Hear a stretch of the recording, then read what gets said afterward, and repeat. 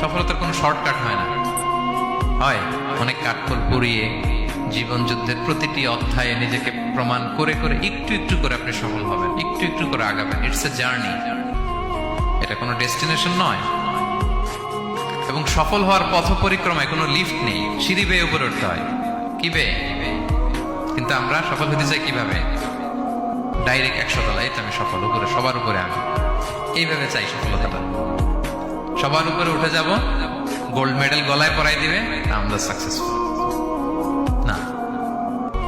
সফলতার রাস্তায় কোনো লিফট থাকে না। কি দিয়ে উঠতে হয়? সিঁড়ি বেয়ে ঘাম জড়িয়ে উঠতে হয়। দেখেন, শুধু আলোর মুখ দেখার জন্য মায়ের পেটে আমাদের কত সময় লাগছে বলেন তো? জাস্ট একটু লাইট, হ্যাঁ, 9 মাস 10 মাস সময় লাগছে শুধু একটু আলো দেখবো আমরা। একটু আলোর মুখ দেখার জন্য আমার লাগছে 9 মাস। আর এখানে আমরা শর্টকাট খুঁজি, খালি কি খুঁজি? সফলতার কোনো শর্টকাট নেই। অল্প এফোর্টে যারা সফল হতে চায় এরা কোনোদিন সফল হয় না।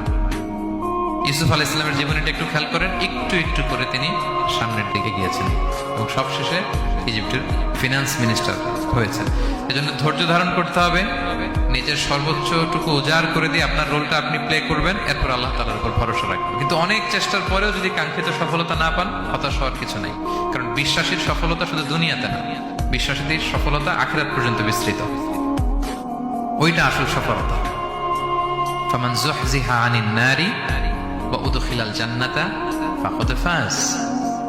যে জাহান্নাম থেকে মুক্তি পেল, জান্নাতের নিশ্চয়তা পেল, সেই সফল।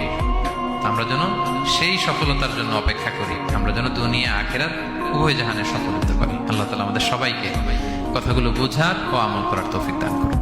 হাযা মা ইনদি ওয়াল ইলমু ইনদাল্লাহ আলাইহি তাওয়াক্কালতু ওয়া ইলাইহি উনীব। ওয়াসসালামু আলাইকুম ওয়া রাহমাতুল্লাহি তাআলা ওয়া বারাকাতুহু।